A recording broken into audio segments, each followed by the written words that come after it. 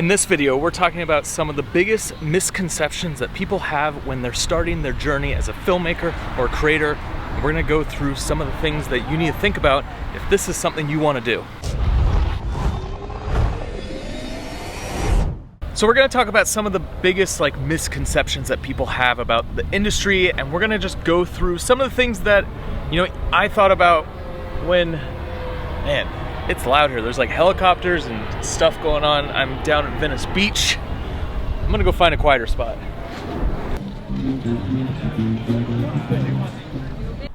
Before we get started, my name is Jevin.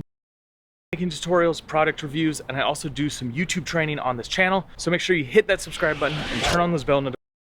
Don't miss one of these videos.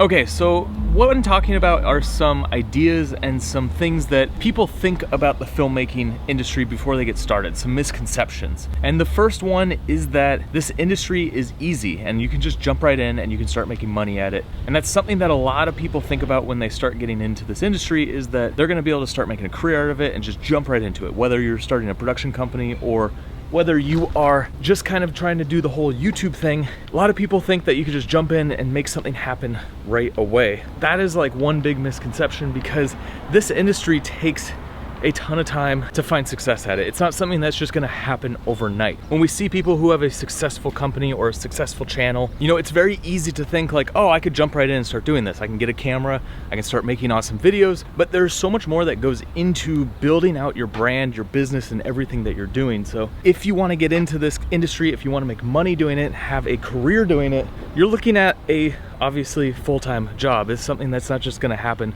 overnight. And I think that's one of those big misconceptions that people start off thinking they're just gonna jump right into it and make something happen. But I don't wanna deter you from going after it, because it's something that we can all find success at. It's just is gonna take some hard work and take a ton of time and a ton of effort to get going in the industry. Okay, so the second thing is that there's this idea that you need to go to film school. You definitely don't need to go to film school. I went to film school. I did the whole 4-year down here in Los Angeles, tried to do the old school way of doing filmmaking, which was getting an internship, working for free for a long time, and then working your way up the system. And honestly, that is not the way that you have to do things anymore. Everything that you need to learn is accessible online. And the majority of everything that I learned all of that after college, and I learned all of that just doing it, failing, doing more, failing more, and just kind of back and forth. And that's how you actually learn. It's not from sitting in a classroom and being taught everything. You have to get out there, actually shoot, you have to get out there, create content, you have to fail sometimes, and that's how you find success. So it is definitely crazy down here. I am gonna grab a scooter and go some other area. All right, we'll get back to the video in 1 second, but I just wanna say that this video is sponsored by me. This video is actually sponsored by the Creator Film School, which is my place that I house all of my courses. And guys, I just released a new course on how to crush it on YouTube. So I highly suggest, if you want to find success here on the platform, then go check out thecreatorfilmschool.com and you'll see all the courses available on there. Well, apparently I can't ride the scooter anymore. I've entered a zone that's scooter free, but I did find a nice little park here. So the next kind of misconception that people have when they're getting into this industry is that the camera matters. And honestly, every camera nowadays is good, especially the ones coming out now. All these cameras shoot 4K, they shoot some sort of log or flat setting. You can do some really powerful stuff with the cameras that are available now. When I started filming, when I started getting into all of this, I was shooting with the DVX 100. I don't know if you guys remember that camera, but that is an old school video camera all-in-one setup. We didn't have interchangeable lens cameras, and we didn't have access to all the tools that we have access to now. And you could still make some awesome looking content and some great content. So I think one of the big things that people think is that you need to have the best camera. And when I really started my production company and got into it, I was trying to buy the newest camera. That was when the Blackmagic 2.5K came out, and I was I have to have that camera, I need the RAW. But you really don't need anything to make good looking content. And if you're starting a business, you don't need the Red to be able to shoot productions, not at all. I shoot everything on my GH5. And ever since I've had my GH5, I've shot every production that I've basically worked on with the GH5, unless there's something specific that I need. So if I needed RAW, then I'll get a Red, I'll rent one. If I needed like super high speed, then I'll rent something like a Phantom. But I don't need to go out and buy all these cameras. I don't need to have all this gear, and you'll be able to shoot everything that you need to shoot with the camera that you have. So don't worry about your camera. Don't always be focused on the next greatest camera, because there's always going to be new cameras coming out, and they're always going to be doing all these marketing things to try and get you to buy the newest and the greatest. But honestly, like, the camera that you have is all you need. And you just got to remember, the camera doesn't matter.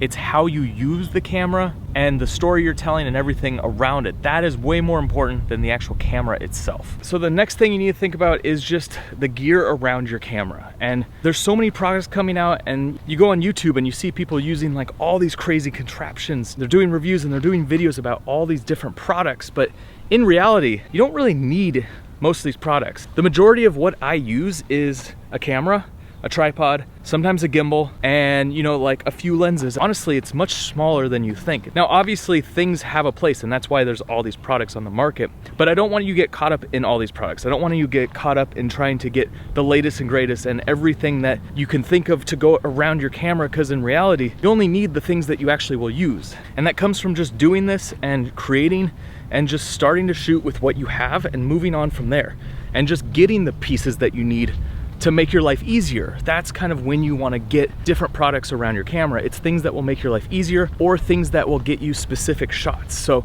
and the gear itself is not what makes you successful or anything like that. Okay, got another scooter. Time to keep moving. Wonder how the audio is on this new Osmo Action. Just a quick test. Just seeing how the audio is vlogging on a scooter. So one big mistake that people make is that they devalue themselves when it comes to, getting paid for their productions. And this is something that happens all the time in the film industry and as a creators. So when you get started, a lot of times you just want to get the job and you want to get the portfolio and get the footage for your reel. So you take projects on that are, freebies, or you do favors, or you do reduced rate. And honestly, that's great to get started, and that's definitely one way to do it. You got to just do the work, get the skills to be able to get the clients. However, you can't do that forever, and you need to not get excited when you start getting paid and just devalue yourself. Once you've got the skills and you put in the time and you've done like your test shoots and you've gotten the skills and you're starting to get paid, you need to start thinking realistically about how much time it takes to do a project, and then come up with an hourly rate that makes sense for you. And a lot of times you're doing per project. So break down what a project takes to do into hours, and then think of what the overall budget would be. So, it might seem awesome that you're getting paid $1,000 to do a production, but if it's taking you a month to do, then that's not worth your time. And you really need to not devalue yourself, because a lot of people think that we want, because there's a lot of people out there that think that filmmaking is an art and it's fun to do and it's something that we all get excited about, so we're going to just do it for free, and it's a good experience and things like that. But honestly, it's a business, and we have to make money just like everyone else. You wouldn't go to your doctor and ask them to, do your exam or do your surgery for free, would you? So why do people think that they can ask filmmakers to go and spend all their time and energy making something, this really cool project that then they're going to use to market their product to make a bunch of money? It's just one of those things. You have to make sure that you don't devalue yourself. Another mistake is thinking that visuals are more important than audio.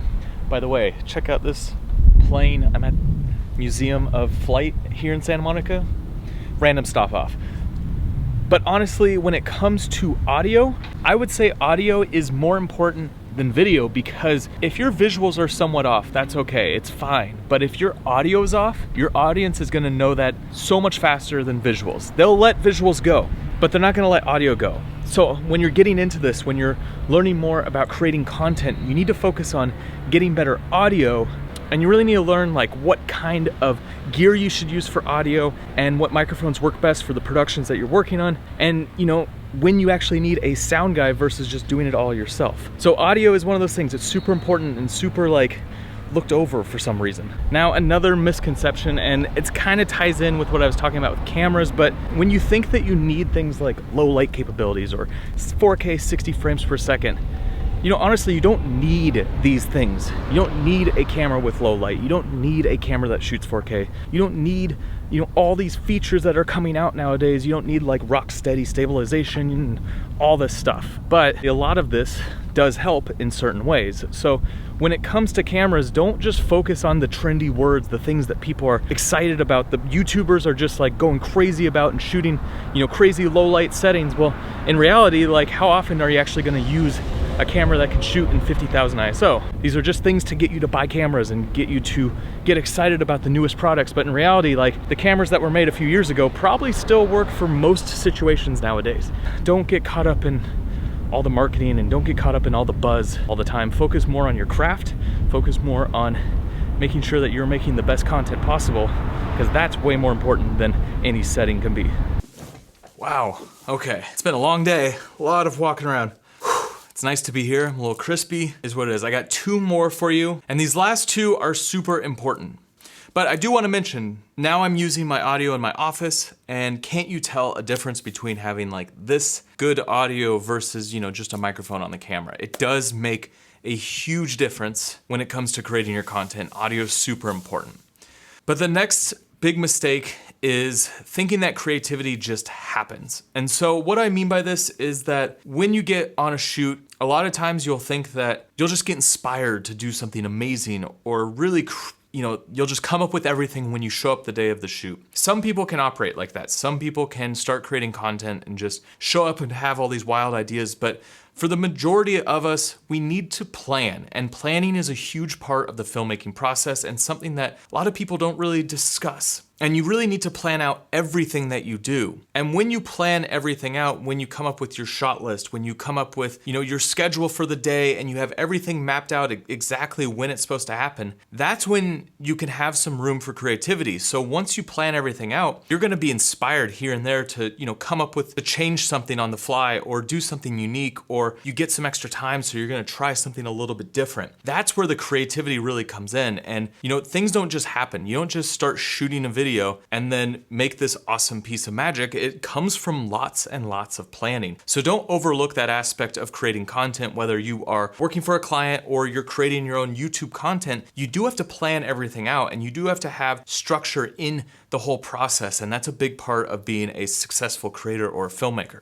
All right, the last one that I have for you, the last biggest misconception, mistake that people make when they're becoming a filmmaker is basically focusing all your attention on this and not giving yourself any room to breathe. Now, in this day and age, people are like glorifying hustle culture. And hustling, yes, will get you to move and get you to do things, but hustling's not everything. You also need room to breathe. You need to have those moments away from your work so that you can come back more creative and so that you can come back with more energy. So it's a balance, it's a yin and a yang. You can't just always be working and always be going. Yes, there's gonna be those moments of hustle. Yes, there's gonna be those times where you're just buckling down and grinding and doing as much as you possibly can, working 14-hour days, 20-hour days, just all day, editing, doing this and that. But you also need space away from that. And I think one of the big things that happens is people get so wrapped up in this kind of idea of always working and always trying to do the next thing and grow this and do this and build this and shoot this. And you never actually give yourself space. And space is important. It's important to hang out with your friends. It's important to hang out with your family. It's important to, you know, give yourself just some time to relax and just take your brain off and away from work for a little bit. You actually come back with more energy, you come back with more excitement, more passion for the craft, and you actually are able to do more than you would if you just kept hustling. The hustle culture is what's leading to burnout, and burnout has been such a big topic on YouTube, in the YouTube space, and that's because people hustle and they never actually give themselves a break. They never give them that space, and they're always focused on creating another video and being so here all the time. You gotta give yourself space. You gotta calm the mind, you gotta step away from things, and you gotta give yourself that breathing room so that you can come back as a stronger creator and have that passion go consistently for everything that you do, rather than just like go hard for a couple years and then move on to something else. All right, guys, so what are some of the biggest misconceptions when you started your filmmaking journey? Guys, I'd love to hear them down in the comments below. And if you're trying to grow your YouTube channel and really go after this space, then check out this playlist right here. It's a series of 4 videos that goes through everything you need to get your first 1,000 subscribers. A lot of awesome content. Guys, I'll see you on the next one.